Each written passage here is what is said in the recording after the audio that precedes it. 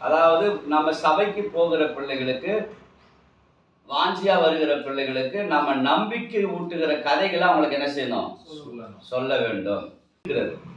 முதல் கதை மார்க் 2ஆம் அதிகாரத்துல நாம் எடுத்து வாசிக்கலாம். அந்த வேத பகுதியை நாம் வாசிக்கலாம். இது இயேசு கிறிஸ்து என்ன செய்யறாரு? குணமாக்குகிறார். முதல் கதையினுடைய தலைப்பு இயேசு என்ன செய்யறாரு? குணமாக்குகிறார். நம்ம அந்த மார்க் 2ஆம் அதிகாரம் அந்த வேத பகுதியை நம்ம வாசிக்கலாம். 2ஆம் அதிகாரம் 1 - 12 வரை. சில நாட்களுக்கு பின்பு அவர் மறுபடியும் கப்பர்நாமுக்கு போனார்.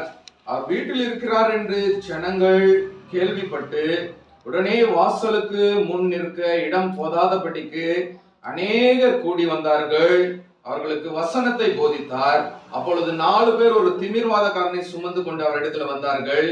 ஜன கூட்டத்தின் நிமித்தம் அவருக்கு சமீபமாய் சேரக்கூடாமல் அவர் இருந்த வீட்டின் மேற்கூரையை பிரித்திறங்கி திமிர்வாதக்காரன் கிடக்கிற படுக்கையை இறக்கினார்கள்.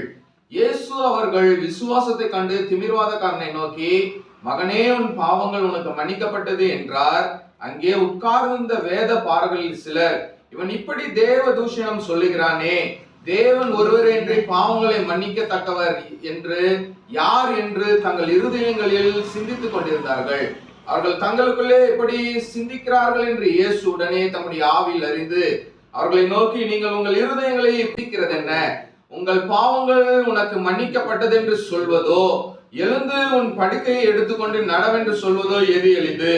பூமியிலே பாவங்களை மன்னிக்க மனுஷகுமாரனுக்கு அதிகாரம் உண்டு என்பதை நீங்கள் அறிய வேண்டும் என்று சொல்லி திமிர்வாதக்காரனை நோக்கி, நீ எழுந்து உன் படுக்கையை எடுத்துக்கொண்டு உன் வீட்டுக்கு போ என்று உனக்கு சொல்லுகிறேன் என்றார்.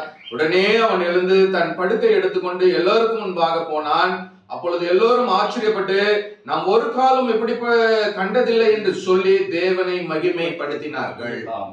பாருங்க, இப்ப எந்த ஒரு கிராமத்துக்கு போனாலும் முதல்ல நம்ம செய்ய வேண்டிய வேலை என்னன்னா ஹீலிங் ப்ரேயர், சுகமளிக்கிற. இயேசு என்ன செய்யறாரு? சுகத்தை கொடுக்கிறார். அவர் போகிற இடங்களெல்லாம் என்ன செய்யுது? அற்புதங்கள், அடையாளங்கள் நடக்கிறது. நமக்கு ஊழியத்திலே தேவையான ஒரு காரியம் என்னன்னா, போற இடத்துல சுகம் நடக்க வேண்டும். நம்ம லூக்கா 10ஆம் அதிகாரத்துல நாம எடுத்து வாசிப்போமானால், இயேசு கிறிஸ்து சீசர்களை அனுப்புவதற்கு முன்பாக சில விஷயங்களை சொல்லி அனுப்புறார். நீங்க போகும் பொழுது என்ன செய்ய வேண்டும், என்ன செய்யக்கூடாது அப்படின்ற காரியங்களால நமக்கு என்ன செய்யறாரு? அந்த லூக்கா 10ஆம் அதிகாரத்துல அவர் என்ன செய்யறாரு? சொல்லி கொடுக்கிறார். நீ போகும் பொழுது என்ன செய்யணும், என்ன செய்யக்கூடாது, அங்க நீ போன பிறகு உன்னுடைய குறிக்கோள் என்ன அப்படின்றதெல்லாம் ஆண்டவர் அங்க என்ன செய்யறாரு? சொல்லி கொடுக்கிறார். அங்க நம்மளுடைய குறிக்கோள் என்னவாக இருக்கணும்? இப்ப என்ன செய்ய வேண்டும், என்ன செய்யக்கூடாதுன்றதெல்லாம் உங்களுக்கு ஓரளவுக்கு என்ன செய்யும்? தெரியும். என்ன செய்ய வேண்டும் ஆண்டவர் சொல்றாரு. அங்க அந்த வேத பகுதியை ஏற்கனவே நீங்க வாசிச்சு இருப்பீங்க. என்ன செய்ய வேண்டும் அவர் அங்க சொல்றாரு? அவர்கள் வீட்டுல உட்கார்ந்து என்ன செய்யுங்க? வீட்டுக்கு போனா சமாதானம் உண்டாகட்டும், சமாதானம் உண்டான்னு சொல்லுங்க. அவர்களோட போஜனம் பண்ணுங்க. அவங்க கொடுக்கறத என்ன செய்யுங்க? நீங்க சாப்பிடுங்க, இல்லையா? அடுத்தது அந்த கிராமத்துக்காக நீங்க என்ன செய்யுங்க? ஜெபம் பண்ணுங்க. அந்த கிராமத்தை விட்டு வெளியே வரும்பொழுது நீங்க என்ன செய்யணும்? அவங்களுக்கு பிணியாளிகளை என்ன செய்யுங்க? சுகமாக்குங்க, சொஸ்தமாக்குங்க சொல்றாரா இல்லையா? அப்ப நம்ம செய்ய வேண்டியது பிணியாளிகளை சொஸ்தமாக்க சொல்றாரு. அப்ப ஒரு வீட்டுக்குள்ள போகும்போது அவங்க கொடுக்கறத நீங்க என்ன செய்யணும்? வாங்கி ருசிக்க சொல்லுகிறார், இல்லையா? அப்ப அவங்க வீட்டுக்குள்ள போகும்பொழுது என்ன சொல்றாரு? சமாதானம் சொல்றாரு. இதெல்லாம் நம்ம செய்ய சொல்றது. ஆனா நம்ம இப்ப என்ன செய்யறோம்? அதை செய்யறோமா? இந்த வார்த்தை சொல்றதே இல்லை. சமாதானம் சொல்றது இல்ல. நம்ம என்ன சொல்றோம்? பிரைஸ் லார்ட் தானே சொல்றோம். ஆனா இவரு என்ன சொல்றாரு? நீங்க வீட்டுக்குள்ள போக சமாதானத்தை சொல்லுங்க. ஏன் அதை சொல்றாரு? அந்த சமாதானம் உண்டாகும். அந்த பிரைஸ் லார்ட் இல்லாம இருக்கு, அதனால சமாதானம் இல்லாம இருக்கு. சமாதானம் அப்ப நீங்க சமாதானம் சொன்னா அங்க என்ன நடக்கும்? சமாதானம் நடக்கும். ஏன் அப்படின்னா மத்தேயு 28 அதிகாரத்தை கர்த்தர் நமக்கு என்ன செய்யறாரு? கொடுத்த வானத்தில பூமியில சகல அதிகாரம் என்ன செஞ்சிருக்கிறது? எனக்கு கொடுக்கப்பட்டிருக்கிறது. ஆகையால் நீங்கள் புறப்பட்டு போய் சகல ஜாதிகளை நீங்க என்ன செய்யுங்க? சீசராக்குங்க அப்படின்னு அவர் என்ன செய்யறாரு? கட்டளையை கொடுத்திருக்கிறார். அந்த அதிகாரத்தை கர்த்தர் நமக்கு கொடுத்திருக்கிறார். ஒருவேளை அந்த வீட்டுக்குள்ள நீங்க நுழையும் பொழுது அந்த வீட்டுக்குள்ள சமாதானம் இல்லாமல் இருக்கலாம், பிரச்சனையோடு இருக்கலாம், நமக்கு தெரியாது. ஆனா ஆண்டவர் சொன்ன வார்த்தையின் பிரகாரம் அந்த வீட்டுல நுழையும் பொழுது நீ சமாதானம் உண்டாவதாக அப்படி நீ சொன்னீங்கன்னா நிச்சயமா அந்த வீட்டுல என்ன நடக்கும்? சமாதானம் என்ன செய்யும்? நடக்கும். அப்ப லூக்கா 10 என்ன செய்யறாரு? சமாதானம். அப்ப என்ன செய்யக்கூடாதுன்னு சொல்றாரு பாருங்க. என்னென்ன செய்யக்கூடாதுன்னு சொல்லுகிறார் ஆண்டவர் அங்க? பணப்பையை எடுத்து போக கூடாது, பணப்பை என்ன செய்யக்கூடாது, எடுத்துட்டு போக கூடாது, எடுத்து போகாதீங்க, எதிர்பார்க்காதீங்க, வழியில தேவையில்லாம என்ன செய்யாதீங்க, பேசாதீங்க.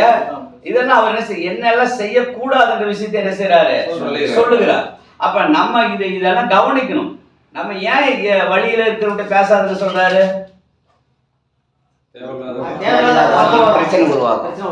என்ன சொல்லுவாங்கன்ற, ஐயோ இப்ப நீ சொல்லுவீங்க பக்கத்துல இருக்கிற கிராமத்துக்கு நான் போறேன்னு சொல்லுவீங்க, நைட்டெல்லாம் உட்காந்து நல்ல ஜபத்தோட தான் நீ என்ன செஞ்சிருப்ப. நீ சந்திக்கிற நபர் என்ன சொல்லுவாரு, நீ சந்திக்கிற நபர் உன்னை உற்சாகப்படுத்துகிற வார்த்தையை சொல்லியிருந்தா பிரச்சனை கிடையாது. அடி விழும். அந்த பட்டணத்துல இதுவரை எந்த ஊழியக்காரர் உள்ள நுழைஞ்சதே கிடையாது. அந்த பட்டணமே ஃபுல்லா என்ன செய்யுது, கட்டப்பட்டு இருக்கிறது. அதனால நீங்க என்ன செய்யக்கூடாது, அங்க போனீங்கன்னா பிரச்சனை வரும்னு சொன்னா நீ என்ன பண்ணுவ, இப்ப உனக்குள்ள ஐயோ இப்படி எல்லாம் இருக்கா, திரும்பி என்ன செஞ்சிருவோம். பணத்தை ஏன் எடுத்துட்டு போக கூடாதுன்னு சொல்றாரு? இப்பெல்லாம் பணம் இல்லாம நம்மளால போக முடியுதா? ஆனா அன்னைக்கு பணம் எடுத்துட்டு போகாதுன்னு சொல்றாரு. ஏன் சொல்றாரு? நம்ம கண்ணெல்லாம் அந்த பணத்து மேலே இருக்கும். அதாவது நம்முடைய தரிசனம் அந்த இடத்துல என்ன செய்யப்ப, அதாவது நீ அந்த ஏரியாவுக்கு நீ உள்ள போயிட்டேன்னா நீ கடவுளை மாத்திரம் தான் என்ன செய்ய முடியும், விசுவாசிக்க முடியும்.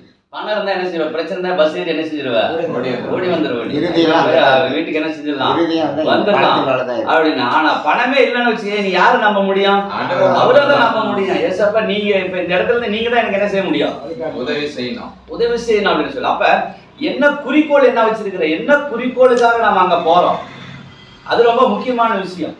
என்ன செய்யக்கூடாது என்ன செய்ய வேண்டும் என்றதை நம்ம அறிஞ்சிருக்கிற நம்ம ஒரு கிராமத்துக்குள்ள போறோம்னா என்னுடைய நோக்கம் என்ன, அதை சொல்றதுக்கு தான் நம்ம போறோம். நற்செய்தி அறிவிக்கிறதுக்கு தான் நம்ம போறோம். இயேசு கிறிஸ்துவை பத்தி சொல்றதுக்கு தான் போறோம். அதை விட இன்னொரு நோக்கம் இருக்கு நமக்கு. அதுதான் ரொம்ப முக்கியமான விஷயம். என்ன, எதுக்காக நம்ம போறோம்? இப்ப நற்செய்தி அறிவிச்சுட்டு வந்துட்டா போதுமா? சொல்லுங்க.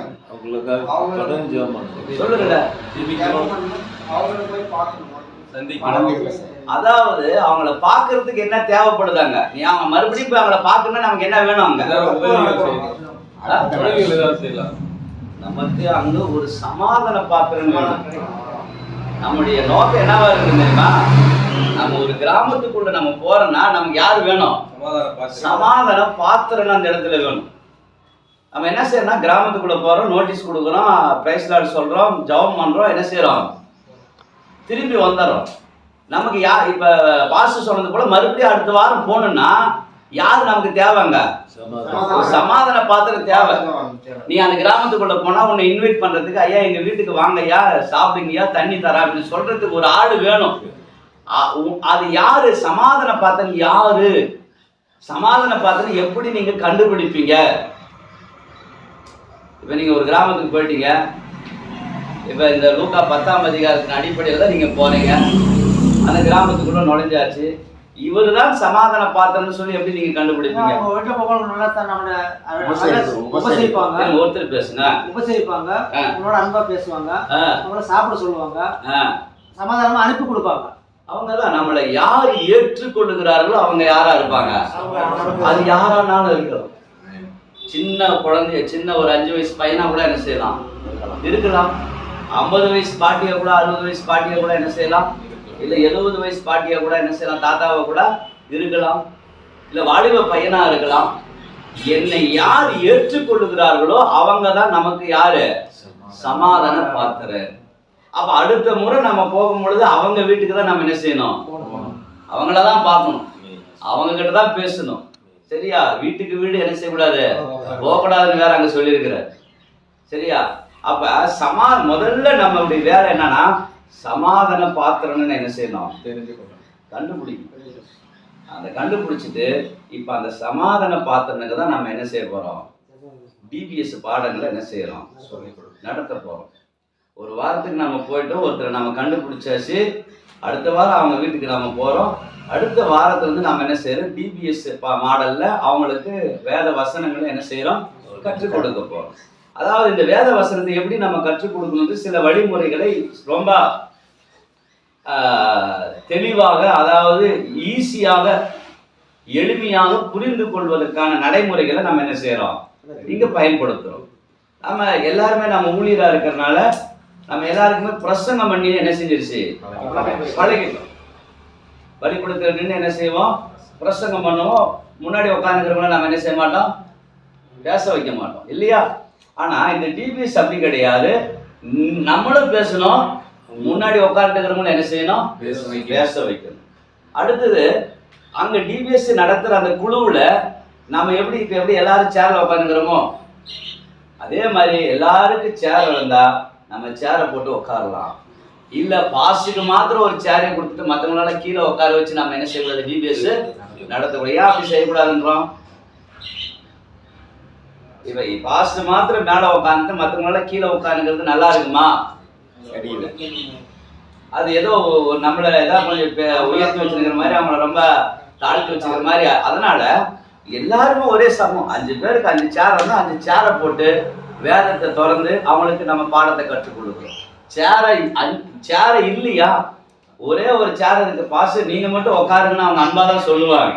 அது எல்லா இடத்துலயும் நடக்கிற விஷயம். ஊழியர்களை அவங்களுக்கு கனப்படுத்துறாங்க. ஆனாலும் நம்மளும் அவர்களோடு ஒருவராய் இருக்கிறோம் என்பதை நம்ம காண்பிப்பதற்காக அவர்களோடு நாம் என்ன செய்யறோம், சரி சமமா என்ன செய்யறோம், உட்கார்ந்து அவர்கள் குடும்பத்துல நானும் ஒரு நபரா இருக்கிறேன், நம்முடைய அன்பு அந்த இடத்துல வெளிப்படுத்துறோம். நான் பெரிய ஆளுன்னு சொல்லாம எனக்கு எல்லாம் தெரியுன்றத ஒரு பெருமையை நம்ம காட்டாம சாதாரணமா அவர்களோடு நம்ம இருக்கிறத நம்ம வெளிப்படுத்தும் பொழுது இன்னும் அவர்களுக்கு நம்ம மேல என்ன வரும், நம்பிக்கை வரும். நம்ம மேல அதிகமா என்ன செய்வாங்க, நேசிக்க ஆரம்பிப்பாங்க. வாரத்துல ஒரு முறை கூப்பிடுறவங்க டெய்லியா கூப்பிட ஆரம்பிப்பாங்க. இதெல்லாம் நம்ம செய்யறது இல்லை. நேரா போனவொடனே என்ன செய்யறோம், தண்ணி கொடுத்தா கூட பிஸ்லரி வாட்டரான்னு கேட்கறோம். ஆமாவா இல்லையா? அவங்க வீட்டுல என்ன செய்யும், போர் தண்ணி இருக்கும், இல்ல ஒகனைக்கல் தண்ணி தான் என்ன செய்யும் வரும். ஒண்ணு நீ வாங்கி ஒண்ணு குடிக்கலாம், இல்ல ஒரு வார்த்தை என்ன சொல்லலாம், குடிக்காம இப்பதாம குடிச்சிட்டு வந்தா அப்படின்னு சொல்லலாம். ஆனா இந்த தண்ணியை வாங்கிட்டு இது பிஸ்லரி வாட்டரா கேக்குறாங்களா இல்லையா? ஆனா அங்க ஆண்டவர் என்ன சொல்லி இருக்கிறாரு, அவங்க கொடுக்கறத என்ன செய்ப்பா, வாங்கி சாப்பிடு பாருன்றார். அவங்க எது கொடுக்குறாங்களோ அங்க இருக்கிறது அவங்க அன்பா நம்ம என்ன செய்யறாங்க, கொடுக்குறாங்க. இப்ப என்ன ஆயிடுச்சு, பாட்டில் வாட்டரா, அதுலயும் வந்து கம்பெனி வாட்டரான்னு கேக்குறாங்க. அக்யோஃபினாவா, பிஸ்லேரியா, இப்படி பேரோட கேக்குறாங்க. இப்ப இதனால என்ன ஆகுது, நம்மளுடைய அப்ப இவங்க பெரிய லெவல்ல இருக்கிற மாதிரியும் நம்ம எல்லாம் ரொம்ப தாழ்ந்து ஒரு பிரிவை என்ன செய்யுது கொண்டு வருகிறது. அப்ப நம்ம ஏன் அப்படி ஒரே கீழே உட்கார்ந்து அந்த பாடத்தை நடத்துன்னு சொன்னா இதுக்காக தான். அதோடு நம்ம நீங்க அப்படி செஞ்சு பாருங்க. 15 நாளைக்கு ஒரு நாள் உங்களை கூப்பிடுறவங்க, ஐயா டெய்லி எங்க வீட்டுக்கு வாங்க ஐயா அப்படின்னு கூப்பிடுவாங்க. அப்ப நம்ம வேலை சமாதான பாத்திரம்னா என்ன செய்யறோம், கண்டுபிடிக்கிறோம். இப்போ ஒரு சமாதான பாத்திரம் நிறைய நம்ம போனோம், ஏதோ ஒரு கிராமத்துக்கு லூக்கா 10ல் சொல்லியிருக்கிற மாதிரி போனோம், பார்த்தோம், செஞ்சோம். ஒரு சமாதான பாத்திரம் என்ன செஞ்சுட்டாங்க, கண்டுபிடிச்சாச்சு. இப்போ அந்த சமாதான பாத்திரனுக்கு எப்படி பாடங்களை நடத்தலாம் அப்படின்றத குறித்து தான் நாம் என்ன செய்ய போகிறோம். ஒவ்வொரு வாரமும் ஒரு கதையை நாம் என்ன செய்கிறோம், பார்க்குறோம். நிறைய கதைகளை ஏற்கனவே நாம் என்ன செஞ்சுருக்கிறோம், சொல்லியிருக்கிறோம். இப்போ இந்த மாசத்துல நமக்கு ஒரு 10 கதைகள், அதாவது நம்பிக்கையின் கதை, நம்பிக்கைக்குரிய கதைகள், நம்பிக்கை கதைகள்னு சொல்லி ஒரு 10 கதைகள் நம்முடைய பணித்தளத்தில் நம்ம போகும் பொழுது ஒரு சில நேரங்களில் பைபிள் இல்லாமல் கூட நம்ம என்ன செய்யலாம், போகலாம். அப்போ அந்த பைபிள் இல்லாத போகிற நேரத்தில் இந்த கதையை நம்ம அவங்களுக்கு என்ன செய்யலாம், சொல்லலாம். நான் ஒரு சகோதரியை சந்தித்தேன். அதாவது அவங்களுடைய வாழ்க்கையில் ஒரு பிரச்சனை. என்ன பிரச்சனைனா, பல வருஷமா ஒரு லேண்ட் பிரச்சனைக்காக அவங்க என்ன செய்கிறாங்க, போயிட்டு இருக்கிறாங்க. எங்கெங்கயோ போய் ஏதோ பிரச்சனையை பார்த்துருக்காங்க. ஆனால் என்ன செய்யல, அந்த லேண்டு பிரச்சனை முடியல, காரியமும் நடைபெறல. அப்போ அவங்க ஆண்டவர் அறியாதவங்க. அப்போ அவங்க என்னிடத்துல சொல்கிறாங்க, ஐயா இந்த மாதிரி இருக்குது பிரச்சனை, இந்த மாதிரி சம்பவங்கள் நடந்துருச்சு, நான் எங்கெங்கயோ போய் பார்த்துட்டு ஒன்றும் முடியல அப்படின்ற பொழுது, இப்போ நான் வேதத்தில் அவர்களுக்கு ஏற்றவாறு ஒரு சம்பவத்தை நான் என்ன செய்யணும், சொல்லணும். இப்போ இவங்க பிரச்சனைக்கு என்ன கதையை நான் எடுத்து சொன்னா அவங்களுக்கு நல்லா இருக்கும், அதுக்கு ஏற்ற மாதிரி சொன்னாதான் என்ன கதையை நம்ம சொல்லலாம். வேதத்தில் லூக்கா 18ஆம் அதிகாரம் அவங்களுக்கு சொல்ல வேண்டிய கதை. அப்ப லூக்கா 18 என்ன செய்யுது? அந்த அம்மா போயிட்டு அநீதி உள்ள நியாயாதிபதி கிட்ட போய் என்ன செய்யுது? டெய்லியா போய் என்ன செய்யுது? எனக்கு நீதி செய்யுங்க சொல்லி கேட்கும் பொழுது அவர் கடைசியில ஒரு நாள் இந்த அம்மாவுக்கு ஏதாவது செய்வோம்னு சொல்லி நினைக்கிறார். அப்ப ஆண்டவருடைய வார்த்தை கடைசி என்ன சொல்லு? என்னை தன்னை நோக்கி கூப்பிடுகிற இரவும் பகலும் தன்னை நோக்கி கூப்பிடுகிற விஷயத்தில் நீடிய பொறுமை உள்ளவராக இருந்து நான் நியாயம் செய்யாமல் இருப்பானான்னு என்ன செய்யறாரு சொல்றாரு ஆண்டவர். அப்ப மனுஷனை நம்புவதை பார்க்கிற தேவனை என்ன செய்யணும்? நம்பணும் அப்படின்ற விஷயத்தை அந்த கதை வடிவில் அந்த அம்மாவுக்கு நான் சொல்லிட்டு வந்தேன். இவ்வளவு நாள் எந்த அதிகாரியை நீங்க பாத்தீங்க நடக்கல. இப்ப நீங்க என்ன பண்ணுங்க? கடவுளை தேடுங்க, அவரிடத்துல நீங்க ஜெபம் பண்ணுங்க, நிச்சயமா ஒரு ஆண்டவர் உங்க வாழ்க்கையில அற்புதத்தை செய்வார்னு சொல்லிட்டு வந்த பிறகு ஒரு 3 மாதம் கழிஞ்சு அரசாங்கத்திலிருந்து அவங்க கையில் என்ன செஞ்சாரு? 2 சென்ட்டுக்கான பட்டாவை என்ன செஞ்சாரு? கொடுத்துட்டு வந்தார். இப்ப இந்த அற்புதத்தை நிமித்தமாக அவங்க வாழ்க்கையில என்ன ஆயிடுச்சு? உண்மையான தெய்வம் இயேசுதான் என்பதை என்ன செஞ்சாங்க? அறிந்து கொண்டு அவங்க என்ன செஞ்சாங்க தெரியுமா? மாரண்டள்ளிக்கு அவங்களுடைய சொந்தக்கார வீட்டுக்கு போயிட்டு 8 வருஷமா அந்த அம்மாவுக்கு என்ன இல்ல, குழந்தை கிடையாது. இப்ப அவங்களுக்கு போய் என்ன செய்யறாங்க? ஆண்டவருடைய நற்செய்தி அறிவிச்சிருக்கிறாங்க. அந்த பையன் போய் என்ன செய்யறான்? அங்க போய் டிபிஎஸ் நடக்கும். அப்ப இந்த வேலையை நம்ம இங்க ஆரம்பிச்சு வைக்கிறோம். அது என்ன செய்யுது? தொடர்ச்சி என்ன செய்யுது? நடைபெறுகிறது. அப்ப நம்பிக்கைக்குரிய கதைகளை நம்ம முதல் கதை என்னன்னா, இயேசு என்ன செய்யறாரு? குணமாக்குகிறார், சுகமாக்குகிறார் அப்படின்ற கதை. ஒருத்தருக்கு தேவை, சுகம் தேவை. எங்க போனாலும் ஏதோ ஒரு பிரச்சனையோடு மக்கள் என்ன செய்யறாங்க? இருக்காங்க. வியாதினால இருக்கிறாங்க. அப்ப நம்ம போனா அங்க என்ன செய்யணும்? சுகம் நடக்க வேண்டும். அப்ப சுகத்தை மாத்திரம் கொடுத்துட்டு நம்ம என்ன செஞ்சாரு? சில நேரங்களில் நமக்கு ஜெபம் பண்றோம், ஆண்டு விடுதலை கொடுத்துறாரு, அதுக்கப்புறம் அவங்கள என்ன செஞ்சாரு? நம்ம பார்க்க முடியாம போயிருது. ஆனா ரொம்ப ரொம்ப முக்கியமா அவங்கள மறுபடியும் என்ன செய்யணும்? பார்த்து அவங்களுக்கு நாம என்ன செய்யணும்? 2வது கதை, நிக்கோதேமுக்கு இயேசு என்ன செய்யறாரு? போதிக்கிறார். இப்ப சுகம் கிடைச்சவங்க சும்மா இருக்குவாங்கள, கூப்பிடுவாங்க இல்லையா? உங்களை அழைப்பாங்க. நீங்க இப்ப அவங்க அழைக்கும் போது அடுத்தது அவங்களுக்கு என்ன செய்யணும்? இந்த இயேசு கிறிஸ்துவுடைய உபதேசங்களை நீங்க போதிக்க ஆரம்பிக்கும். நிக்கோதேமுக்கு நிக்கோதேமு யாரு? வேதத்துல அவருக்கு என்ன வேலையில இருந்தாரு? அவரு குலத்துல ஒரு முக்கியமான போதகர் அவரு இல்லையா? அப்ப அவருக்கு என்ன டவுட்? ஐயா, எப்படி தாயின் கருவுல இருந்து நான் எப்படி செய்யறது? மறுபடியும் பிறக்கிறது அப்படின்ற டவுட் என்ன செய்யறாரு? அப்ப இயேசு என்ன செய்யறாரு? நிக்கோதேமுக்கு டீச் பண்றாரு, போதிக்கிறார். அப்போ ஒரு மனிதனுக்கு நம்ம ஆண்டவர் சுகத்தை கொடுக்கிறாரு. அந்த சுகத்தின் நிமித்தமாக மறுபடியும் நம்மளை அவங்க என்ன செய்யறாங்க? அழைக்கிறாங்க. மறுபடியும் அவங்க வீட்டுக்கு போகும்போது நம்ம அவங்களுக்கு என்ன செய்யணும்? எப்படி இயேசு கிறிஸ்து நிக்கோதேமுக்கு ரட்சிப்பை குறித்து, ஞானஸ்தானத்தை குறித்து ஆண்டவர் போதிக்கிறது போல, டீச் பண்றது போல நம்ம அவங்களுக்கு என்ன செய்யணும்? பயிற்சி கொடுக்க வேண்டும். அதோட நின்று விடக்கூடாது. அவங்களுக்கு என்ன செய்யணும்? தொடர்ந்து ஒவ்வொரு வாரமும் போயிட்டு ஒவ்வொரு பாடங்களும் நம்ம என்ன செய்யணும்? பயிற்சி கொடுக்கணும். 3வது காரியம், மறுரூபமாக்கப்பட்ட வாழ்க்கை. 5ஆம் அதிகாரம் 1 to 20 வரை. அதாவது இந்த சம்பவம் எதை குறித்து சொல்லப்படுகிறது? மார்க் 5ஆம் அதிகாரம். கல்லறையில ஒரு மனிதன் என்ன செய்கிறாரு? பிசாசு பிடித்த ஒரு மனிதன் இல்லையா? அந்த சம்பவத்தை நம்ம பார்த்துருக்கிறோம் இல்லைங்களா? அவனுடைய வாழ்க்கை முழுவதும் எங்க இருக்கிறது? இரவும் பகலும் அவனுடைய வீடு எங்க இருக்கு? கல்லறையில தான் இருக்கிறது. அப்ப இயேசு கிறிஸ்து அந்த வழியாக போகும் பொழுது என்ன செய்யறாரு? இயேசு கிறிஸ்து அவனை என்ன செய்யறாரு? சந்திக்கும் பொழுது ஆண்டவர் அவனுக்கு என்ன செய்யறாரு? விடுதலை கொடுக்கிறார். அவனுடைய வாழ்க்கை முழுவதும் கல்லறையில தான் குடியிருந்தான். தன்னுடைய கையினால கரங்கள்ல கல் எடுத்து என்ன செய்வாரு? அவரு என்ன செய்வாரு? தன் கைகளெல்லாம் என்ன செய்வாரு? அறுத்து கொள்ளுவார். அப்ப அப்படிப்பட்ட ஒரு மனிதனுக்கு ஆண்டவர் என்ன செய்யறாரு? விடுதலையை கொடுக்கிறார். அவனுடைய வாழ்க்கை என்ன செய்கிறது? புதிய வாழ்க்கையாக மாறுகிறது. மாறின பிறகு கடைசி இயேசு என்ன சொல்றாரு? அவனுக்கு நான் உன் கூட வரட்டான்னு கேட்கும்போது இயேசு என்ன சொல்றாரு? இல்ல, நீ என்ன செய்ய? நீ போய் உன் இனத்தாரிடத்துல என்ன செய்ய? உனக்கு நடந்ததை சொல்லு. அப்ப அற்புதம் நடந்துருச்சுன்னா இந்த அற்புதத்தை எங்க போய் சொல்லணும்? நம்ம உன் இனத்தாரிடத்துல போய் சொல்லு. நம்ம என்ன செய்யறோம்னா, பிரச்சனை எங்க தெரியுமா வருது? நம்ம வேற நபரை போய் சந்திக்கிறதுனால தான் பிரச்சனைகளே வருது. அந்த கிராமத்தில் எனக்கு இப்ப நம்ம ரிலேட்டிவ் வீட்டுக்கு போனா பிரச்சனை வருங்களா? ஐயா? ஒருவேளை அவங்க திட்டலாம், அடிக்கிற அளவுக்கு மண்டை உடைக்கிற அளவுக்கெல்லாம் என்ன செய்யாத. இப்ப இவர் அதை சொல்றாரு, நீ போய் உன் இனத்தார் இடத்துல என்ன போய்.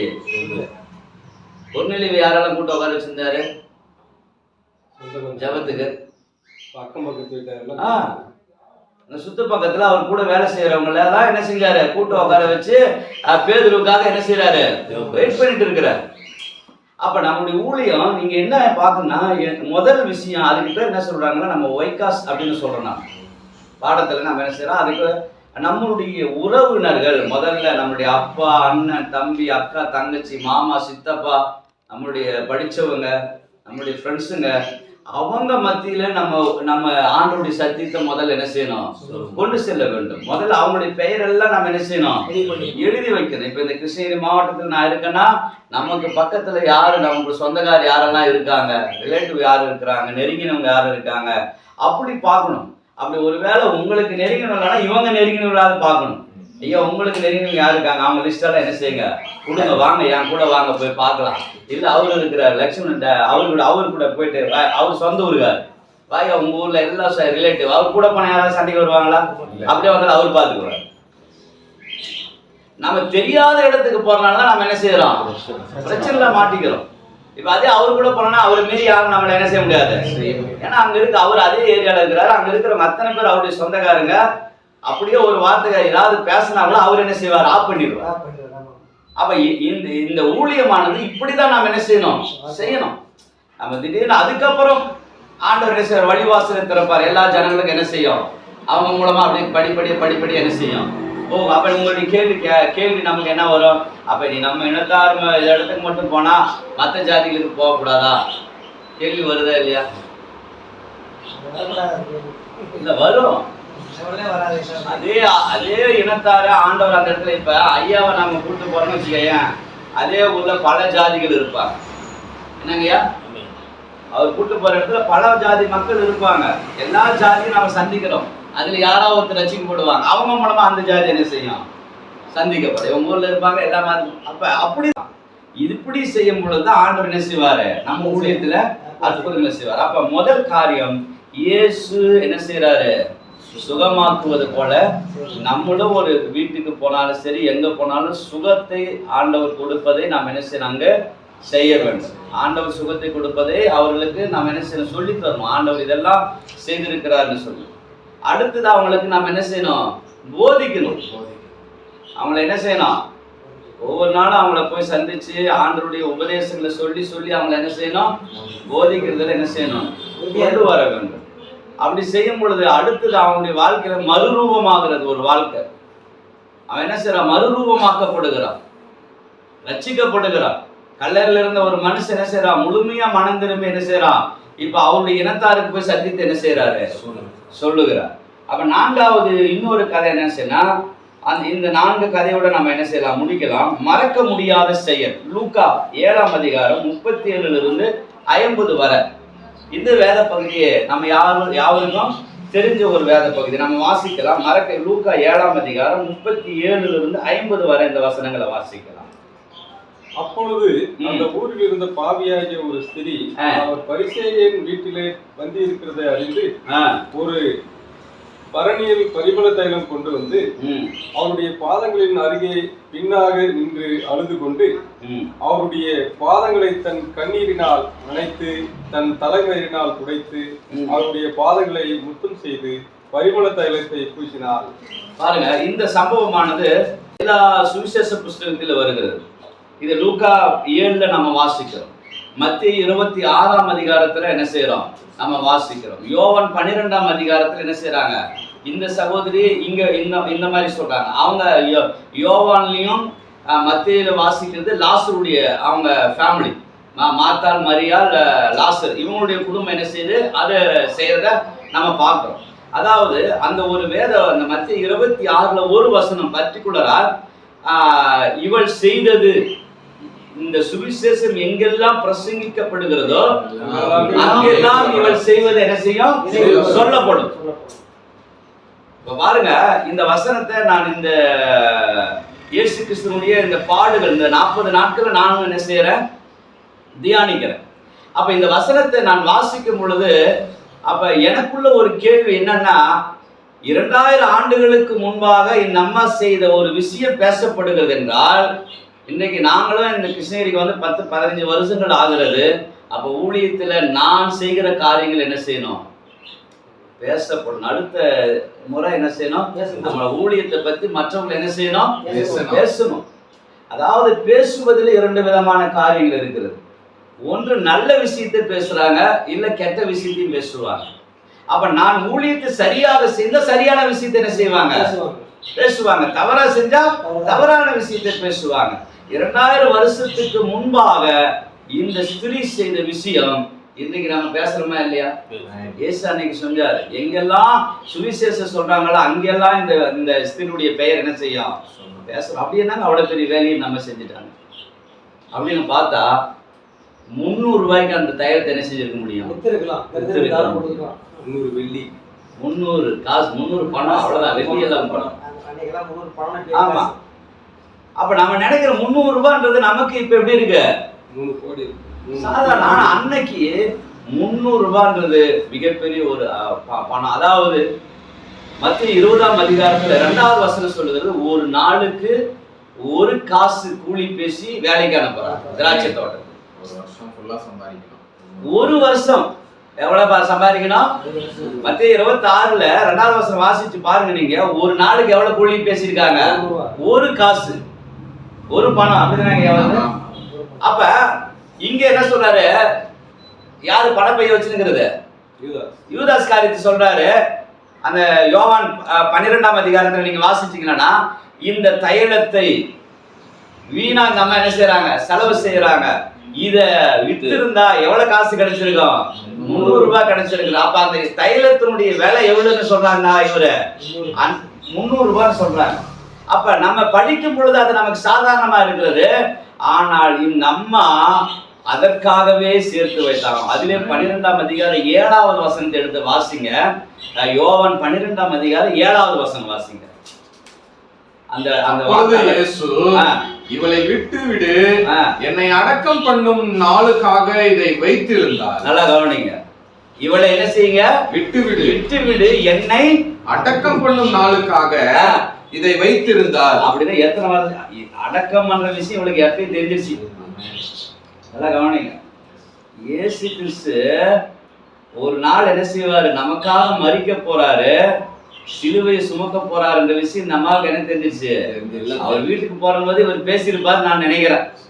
நான் அப்படி யோசிக்கிறேங்க. அதாவது லாசருவையும் மரியாள் மாத்தால இயேசு கிறிஸ்து ரொம்ப நேசிக்கிறவாரு. அடிக்கடி அந்த பெத்தனியா கிராமத்துக்கு போனாலும் அவர் வீட்டுக்கு என்ன செய்வாரு? போவாரு. அப்ப அங்க போயிட்டு இருக்கிற போது பேசியிருப்பாரு, ஒரு நாட்கள் நான் வரும் பொழுது நான் இந்த ஜனங்களுக்காக என்ன செஞ்சிருவேன்? ஜீவனை கொடுக்க போறமான்னு பேசி. இப்ப அந்த வார்த்தை என்ன சொல்றது? அவளை விட்டு விடு. இயேசு கிறிஸ்துவின் அடக்கத்திற்காக இவள் இந்த பணத்தை என்ன செஞ்சிருக்கிறாரா? சேர்த்து வைத்திருக்கிறார். அல்லேலூயா. அப்ப நம்ம ஊழியத்துல ஆண்டவருடைய ராஜ்யத்திற்காக எதை சேர்த்து வைத்திருக்கிறோம்? கவனித்து பாருங்க. இன்றைக்கு நாம மரித்து போய் விடலாம், இல்ல நாளைக்கு மரித்து போய் விடலாம். ஆனால் நான் ஊழியத்துல மரித்து போனாலும் இந்த ஊழியத்திற்காக நான் என்ன சேர்த்து வைத்திருக்கிறேன்? இததான் இந்த 40 நாட்கள்ல எனக்குள்ள ஆண்டவர் என் இருதயத்துல பேசுற வார்த்தை. நீ என்னப்பா ஊழியத்துக்காக சேர்த்து வச்சிருக்கிற? அப்ப அவனுடைய நோக்கம் எல்லாம் பணத்து மேல இருக்கு. இன்னைக்கு நம்ம பணம் நமக்கு வருகிறது இல்லையா? ஏதோ ஒரு விதத்துல ஆண்டவர் நமக்கு என்ன செய்யறாரு? கொடுக்கிறார். எவ்வளவு ஊழியத்துக்காக நம்ம செலவு பண்றோம் இல்லையா? ஊழியத்துக்காக நம்ம. ஆனா இந்த அம்மாவுடைய கேரக்டர் நீங்க பாருங்க.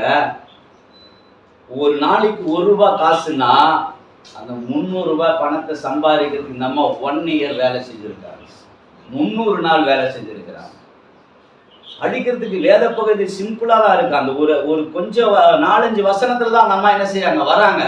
ஆனால் 300 நாட்கள் இந்த அம்மா இயேசு கிறிஸ்து ஒரு நாள் மரிப்பதற்கு முன்பாக இந்த விலையேற பெற்ற தைலத்தை வாங்கி கொண்டு போய் அவர்களுடைய அடக்கத்திற்கு அடையாளமாக நான் உடைத்து இதை நான் பூச வேண்டும் என்று சொல்லி 1 வருஷம் வேலை செய்து கொஞ்சம் கொஞ்சமாக ஒவ்வொரு ரூபாயா ஒரு 10 ரூபாய் இல்ல 100 ரூபாய் சேர்த்திருப்பாங்க. 100 ரூபாய் சேர்த்துட்டு போயிட்டு 100 மில்லி என்ன செஞ்சிருப்பாங்க? வாங்கிருப்பாங்க. எவ்வளவு பெரிய தியாகம் பாத்தீங்களா? அப்ப ஊழியத்துல நம்முடைய தேகம் என்னவாக இருக்கிறது? அதுலயே 52 நாளா நம்ம எங்க போயிருப்பாங்க? ஆலயத்துக்கு போயிருப்பாங்க. ஆலயத்துக்கு போகாம வந்திருப்பாங்களா? அப்ப 52 நாள் போயிடுச்சு, 352 நாள் போயிடுச்சு. மொத்த வருஷத்துல 365 நாள், இதுல 352 நாள் போயிடுச்சு. 52 நாள் நம்ம ஆலயத்துக்கு போயிட்டாங்க, 300 நாள் வேலை செஞ்சிருக்கிறாங்க. மீதி எத்தனை நாள் வருது பேலன்ஸ்? 13 நாள் ஏதோ அந்த அம்மா ஏதோ ஒரு சொந்த வேலைக்காக என்ன செஞ்சிருக்கலாம், லீவ் எடுத்திருக்கலாங்க. ஆனா நமக்கு ஆண்டு ஒரு முழு நேர ஊழியத்துல நம்ம இருக்கிறோம். அல்லேலூயா. அப்ப பாருங்க, நம்ம செய்த தேவை சாதாரணமானது கிடையாது. ஒவ்வொரு நாளும் அப்ப கூட இருக்கிறவங்க பேசியிருக்கலாம். என்ன பேசியிருப்பாங்கன்னு நினைக்கிறீங்க? கூட இருக்கிறவர் யூதாசு பேசினாரு, கூட இருக்கிற அவங்க வீட்டுல இருக்கிற லாசருவும் அவங்க அக்கா தங்கச்சியார சும்மா இருப்பாங்க நினைக்கிறீங்களா? ஏமா அறிவு இல்லையா? கஷ்டப்பட்டு டெய்லியா வேலை செய்யற நீ போய் இந்த தைலத்தை எதுக்கு இவ்வளவு ஒரு வருஷமா வேலை செஞ்சு எதுக்கு இந்த தைலத்தை வாங்கன்னு சொல்லி கேலி பண்ணிருப்பாங்களா இல்லையா? இன்றைக்கு நமக்கு சபைக்கு வருகிற கொடுக்கிற பிள்ளைகளை கூட கெடுக்கிறவங்க அப்படி இருக்காங்களா இல்லையா? ஏமா அவருக்கு என்ன பாசிக்க, நம்ம பரவாயில்ல நல்லாதான் இருக்கிறார், அவருக்கு ஏன் கொடுக்குற சொல்லி கொடுக்குறாங்களா இல்லையா? இருந்திருக்கும். ஆனால் அதையெல்லாம் நம்ம என்ன செய்யல, யோசிக்கல. ஆனால் இயேசு கிறிஸ்து சிலுவையில மரிப்பதற்கு முன்பாக நான் அவருக்காக ஏதாவது ஒன்று செய்ய வேண்டும் என்று சொல்லி அந்த தாயார் தீர்மானம் எடுத்து 300 நாள் வேலை செய்து விலையேற பெற்ற தைலத்தை கொண்டு வந்து ஆண்டவருடைய பாதத்துல உடைச்சு என்ன செய்யறாங்க, ஊத்துறதுனால இயேசு சொல்லுகிறார், இவள் செய்தது பேசப்படும். அப்ப இன்றைக்கு நீங்களும் நானும் செய்கிற ஊழியமானது இல்ல, இதுவரையில நான் செய்திருக்கிற ஊழியம் ஒருவேளை குறைவாக இருந்திருக்கலாம். இனி வருகிற நாட்கள் ஆவியானவர் எனக்கு உணர்த்துகிற விஷயம், இனி வருகிற நாட்கள்ல நாம் செய்கிற ஊழிய கிறிஸ்துகள் என்ன செய்யணும், பேசப்படும். ஒரு ஊழியக்காரர் இருந்தாரு, இப்படி எல்லாம் என்ன செஞ்சாரியா, நல்லா பண்ணாரியா ஊழியத்தை, அவங்க விசுவாசிகளை அப்படியே பாப்பாரியா, அப்படி ஒரு நல்ல ஒரு நற்சாட்சி என்ன செய்யணும், கொண்டு வரும். அதுதான் தேவன் என்ன செய்யறாரு, விரும்புகிறார். அப்ப இதுதான் நாம செய்ய வேண்டிய காரியம். பாருங்க, அதாவது லூக்கா புஸ்தகம் நினைக்கிறேன், லூக்கா 5ஆம் அதிகாரம் நினைக்கிறேன். பேதுரு என்ன செய்கிறாரு, படகுல இரவெல்லாம் என்ன செய்யறாரு, 5 தானேங்கய்யா, படகுல இரவெல்லாம் என்ன செய்யறாரு, வலைய போடுறாரு. இயேசு கிறிஸ்து என்ன செய்யறாரு, அந்த இடத்துல எதுக்காக வருகிறாரு, ஜனங்களை பிரசங்கம் பண்ணுவதற்காக வருகிறார். ஜனங்களை பார்த்துட்டு என்ன செய்யற, வாசிக்கலாம் அந்த வேத பகுதியை, ஒரு 2-3 வசனங்களை நம்ம வாசிக்கலாம். பின்பு அவர் கொனோசெரேத்து கடல் அருகே நின்ற போது திரளான ஜனங்கள் தேவ வசனத்தை கேட்கும்படி அவரிடத்தில் நெருங்கினார்கள். நல்லா கவனிங்க, திரளான ஜனங்கள் தேவ வசனத்தை கேட்கும்படி என்ன செஞ்சாங்களாம், வந்தார்கள். அப்பொழுது கடற்கரையில நின்ற 2 படகுகளை கண்டார். 2 படகை ஆண்டவர் பார்க்கிறார். மீன் பிடிக்கிறவர்கள் அவைகளை விட்டிறங்கி வலைகளை அலசி கொண்டிருந்தார்கள். அப்பொழுது அந்த படகுகளில் ஒன்றில் ஏறினார். அப்போது ஒரு படகுல அவர் என்ன செய்யறாரு, ஏறுகிறார். அது சீமோனுடையதா இருந்தது. நல்லா கவனிங்க, இந்த படகு யாருடையதாக இருக்கிறது, சீமோனுடையதாக இருந்தது, படகாக இருக்கிறது. நல்லா கவனிங்க, இரவெல்லாம் இவர் என்ன செய்யறாரு, படகுல போய் வளைய போறாரு, ஒரு மீன் கிடைக்கல. படகு கொண்டு வந்து நிறுத்தினோடனே இப்ப இயேசு அந்த படகுல ஏறி என்ன செய்யறாரு, பிரசங்கம் பண்ணுகிறார். அல்லேலூயா. இப்ப அந்த படகாதான் அவர் பலிபீடமாக பயன்படுத்துகிறார், அவர் நிற்கிற ஒரு ஸ்தலமாக பயன்படுத்துகிறார். இப்ப தேவ பிள்ளைகளுக்கு நம்ம சொல்லிக் கொடுங்க, உங்க வீடை என்ன செய்யுங்க, ஆண்டவருடைய ஆராதனைக்காக நீங்க கொடுங்க.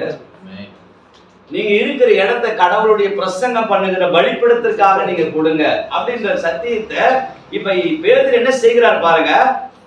சில பேர் எல்லாம் அவங்களுடைய சொந்த தொழில் செய்யறத சாதாரணமான காரியங்களுக்கு என்ன செய்ய மாட்டாங்க, கொடுக்க யோசிப்பாங்க.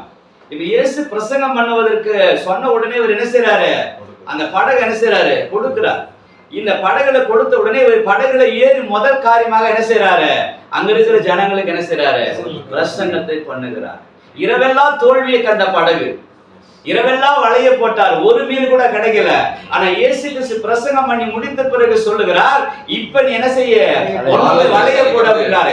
தோல்வியை கண்ட படகு எப்ப இயேசு கிறிஸ்து அந்த இடத்துல நின்று பிரசங்கம் பண்ணி முடித்தாரா, முடித்த பிறகு அதே படகு கொண்டு போயிட்டு வளைய போடுறாரு. வலை கிளியத்தக்க மீனா ஆண்டவர் என்ன செய்யறாரு. அல்லேலூயா. வாழ்க்கை முழுவதும் தோல்வியா இருக்கலாம், உன் வாழ்க்கையில நீ எதிர்பார்க்கிற காரியங்கள் நடக்காமல் இருந்திருக்கலாம், பிரச்சனைக்கு மேல பிரச்சனை இருக்கலாம். முதல்ல இயேசுவுக்கு நீ என்ன செய்ய, இடத்தை நீ கொடு. இயேசுவுக்கு இடத்த கொடுத்தாரு, பிரசங்கம் பண்ண இடத்த கொடுத்தாரு, போட்டை கொடுத்தாரு, ஜாம் பண்ணி முடிச்சாரு. போட்டுல இருந்து பிரசங்கம் பண்ணி முடிச்சுட்டு போட்டை எடுத்துன்னு போய் போட்டா வலை கிளியத்தக்க மீன் என்ன செய்யறாரு? ஆண்டவர் என்ன செய்யறாரு? கொடுக்க இல்லையா? அப்ப நம்ம விசுவாச பிள்ளைகளுக்கு இப்படிப்பட்ட காரியங்களை நீங்க என்ன செய்யணும்? சத்தியங்களை சொல்லிக் கொடுக்க வேண்டும். எப்ப நீ கடவுளுக்காக இதை செய்யும் பொழுது கடவுள் என்ன செய்ய பார்த்துட்டு சும்மா இருக்காது. ஆண்டவர் இப்ப ஆண்டவர் அவன் போய் சொன்னாரா? ராத்திரி எல்லாம் நான் போட அதுக்கு பிறகுதான் சொல்றாரு இல்லைங்களா? எப்ப சொல்றாரு? முடிஞ்ச பிறகுதான் சொல்றாரு. அதுக்கு முன்னாடி சொல்ல அவருக்கு தெரியும். இவன் ராத்திரி எல்லாம் போட்டா அவனுக்கு மீன் கிடைக்கலன்றது அவருக்கு தெரியுமா தெரியாதா? தெரியும் அவருக்கு. எப்ப சொல்றாரு நீ இப்ப போய் போடியா அப்படின்ற. எப்ப போட சொல்றாரு? நீ இப்ப எனக்காக வேலை செஞ்சிருக்கிற. என்ன வேலை செஞ்ச? என்ன இத்தனை ஜனங்களுக்கு சுவிசேஷத்தை அறிவிக்கிறதுக்கு என்ன செஞ்சிருக்க? உன் போட்டை கொடுத்துருக்கிற. அதனால உன்னை நான் என்ன செய்யறேன்? நம்ம எதை செய்யணும்? ஏதாவது ஒண்ணு செய்யணும். ஊழியத்துக்கு வந்துட்டோம், ஊழியத்திற்கு ஏதாவது ஒண்ணு நம்ம என்ன செய்யணும்? செலவு பண்ணாதான் நம்ம சபையில ஒரு ஆசீர்வாதத்தை நம்ம என்ன செய்ய முடியும்? பார்க்க முடியும். அல்லேலூயா. அப்ப இந்த டிவிஎஸ் எப்படி நடத்துறது? அதாவது எளிய முறையில எல்லா கிராம மக்கள், படிக்க தெரியாதவர்கள் கூட ஆண்டவருடைய வார்த்தை என்ன செய்யணும்? தெரிந்து கொள்ள வேண்டும். படிக்காதவங்க கூட தெரிந்து கொள்ளணும். நம்ம அதுக்கு நிறைய காரியங்கள் உண்டு. படிச்சவங்க தான் ஊழியத்தை செய்ய முடியுமா? இல்லையா? படிக்கவே இல்லை. செய்யலாம். சமாரியஸ்திரி என்ன படிச்சாங்க? யோவான் 4ஆம் அதிகாரத்துல சமாரியஸ்திரியுடைய சம்பவத்தை நம்ம பார்க்கிறோம். இயேசு கிறிஸ்து என்ன செய்றாரு? வெயிட் பண்றாரு. அம்மாவா இல்லையா? சீசர்கள் அனுப்பிட்டு அவர் என்ன செய்றாரு? அப்படிதானே இருக்கு. அதுக்கு பிறகுதானே அந்த அம்மா வராங்க. பசி எடுக்குது, அவங்க எல்லாம் அனுப்பி விட்டுட்டு அவர் என்ன செய்யறாரு? அங்க இருக்கிறாரு அந்த கிணத்துக்கிட்ட. அப்பதான் அந்த அம்மா என்ன செய்யுது? தண்ணி எடுக்கிறதுக்காக என்ன செய்யாங்க? வராங்க. ஒரு ஆத்மாவுக்காக நம்ம வெயிட் பண்ணி தான் ஆகணும். நம்ம சரி போயிட்டு என்ன செய்யற? கதவை லாக் பண்ணி தான் என்ன செஞ்சிருவோம்? வெயிட் பண்ணு. 1 வருஷம் 2 வருஷம் கூட அவளுக்காக ஜெபம் பண்ணு. அங்க உட்கார்ந்த இந்த அம்மா வரும்னு தெரியும். அவரை சீசர்களெல்லாம் அனுப்புறாரு. அனுப்பிட்டு பொறுமையா உட்காந்து பேசுறாரு, டீச் பண்றாரு, போதிக்கிறார். அப்படி அந்த வசனங்களை சொல்லும் பொழுது ஒவ்வொன்றா வரும் பாருங்க. முதல்ல இந்த அம்மா யாரா பாக்குறாங்க? அவரை இல்ல முதல்ல நம்மாவா ஆண்டவர் பேசும் பொழுது ஒரு உரையாடல் நடக்கும். என்னன்னு பேசுறாங்க? நீங்க யூதனா இருக்க சமாரி இடத்துல என்ன செய்றீங்க? தண்ணி கேக்குறீங்களே, நமக்கு உங்களுக்கு செட் ஆகாது. இப்ப முதல்ல பேசும் பொழுது ஆண்டவரை எப்படி அந்த அம்மா பாக்குறாங்க? யூதனா என்ன செய்யறாங்க? அப்படியே பேசிட்டு வரும் பொழுது நீ போய் என்ன செய்ய? உங்க புருஷரை கூட்டு வா அப்படின்னு ஒண்ணு. இப்ப இந்த அம்மா சொல்றாங்க எனக்கு புருஷன் இல்ல. ஆமா, நீ சொல்றது உண்மைதான். இப்ப இருக்கிற 5 பேருக்கு இப்ப இருக்கிறவனுக்கு புருஷன் இல்ல அப்படின்னு சொன்ன உடனே இப்ப இந்த அம்மா அடுத்த சப்ஜெக்டுக்கு போறாங்க. என்னவா பாக்குறாங்க? இயேசுவை தீர்க்கதரிசியா பாக்குறாங்க. முதல்ல யாரா பார்த்தாங்க? பார்த்தாங்க. இப்ப இயேசு கிறிஸ்து அவங்களுடைய குடும்பத்தினுடைய ஹிஸ்டரி எல்லாம் டக்குன்னு சொன்ன உடனே இப்ப யாரா பாக்குறாங்க? தீர்க்கதரிசியா பாக்குறாங்க. இப்ப அடுத்தது அப்படியே வராங்க. என்னுடைய முற்பிதாக்கள் எல்லாம் என்ன செய்ய தொழுது கொள்ளுகிற அந்த வார்த்தையை கொஞ்சம் வாசிங்க. யோவான் 4ஆம் அதிகாரம் கடைசி எப்படி கடைசியா நம்ம எப்படி பாக்குறாங்கன்னு பாக்கலாம். நம்ம ஆண்டவர் கடைசி அப்பொழுது அந்த ஸ்திரீ அவரை நோக்கி, ஆண்டவரே, நீ தீர்க்கதரிசி என்று காணுகிறேன். எங்கள் பிதாக்கள் இந்த மலையிலே தொழுது கொண்டு வந்தார்கள். நீங்கள் எருசலேமில் இருக்கிற ஸ்தலத்திலே தொழுது கொள்ள வேண்டும் என்கிறீர்களே என்றால், அதற்கு இயேசு, ஸ்திரீயே, நான் சொல்லுகிறதை நம்பு. நீங்கள் இந்த மலையிலும் எருசலேமிலும் மாத்திரமல்ல, எங்கும் பிதாவை தொழுது கொள்ளும் காலம் வருகிறது. நீங்கள் அறியாததை தொழுது கொள்ளுகிறீர்கள், நாங்கள் அறிந்திருக்கிறதை தொழுது கொள்ளுகிறோம். ஏனென்றால் ரட்சிப்பு யூதர்கள் வழியாய் வருகிறது. உண்மையாய் தொழுது கொள்ளுகிறவர்கள் பிதாவை ஆவியோடும் உண்மையோடும் தொழுது கொள்ளும் காலம் வரும். அது இப்பொழுதே வந்திருக்கிறது. தம்மை தொழுது கொள்ளுகிறவர்கள் இப்படிப்பட்டவர்களா இருக்கும்படி பிதாவானவர் விரும்புகிறார். தேவன் ஆவியா இருக்கிறார், அவரை தொழுது கொள்ளுகிறவர்கள் ஆவியோடு உண்மையோடு அவரை தொழுது கொள்ள வேண்டும் என்றார். அந்த ஸ்திரீ அவரை நோக்கி, கிறிஸ்து என்னப்படுகிற மேசியா வருகிறார் என்று அறிவேன், அவர் வரும்போது எல்லாவற்றையும் நமக்கு அறிவிப்பார் என்றார். அதற்கு இயேசு, கவனிங்களா, உன்னுடனே பேசுகிற நானே அவர் என்றார். ஆமென். அத்தருணத்திலே இப்ப பாருங்க, இந்த அம்மாவுடைய பார்வை எப்படி இருக்குன்னு நல்லா கவனிச்சு பாருங்க. நம்ம ஜனங்களுடைய பார்வைகள் அப்படிதான் இருக்கு. முதல்ல பார்க்கும் பொழுது யூதனாக பார்க்கிற அந்த அம்மா, இரண்டாவது பார்க்கும்போது தீர்க்கதரிசியாக பார்க்கறாங்க, மூன்றாவதாக ஆண்டவர் சொல்றார், நீ எதிர்பார்க்கிற அந்த மேசியாவே நான் தாமா அப்படின்னு சொன்னேன். இப்ப மேசியாவா பார்க்கறாங்க அம்மா. இப்ப பார்த்த உடனே என்ன நடக்குது, இதெல்லாம் தெரிஞ்ச உடனே அந்த அம்மா ஊர்ல போயிட்டு என்ன செய்யறாங்க, சொல்லுகிறார்கள். என்ன சொல்றாங்க, நான் ஒருவரை சந்திச்சு என்னுடைய வாழ்க்கை வரலாறுலாம் அவர் சொன்னார். வேற எதுவும் டெஸ்டிமனி கிடையாது இன்னைக்கு. அதாவது சாட்சி எப்படி சொல்றோம், இதுதான் சாட்சி. அதாவது வேதத்துல நீங்க வேதத்தின் அடிப்படையில் நம்ம சாட்சி சொல்லணும்.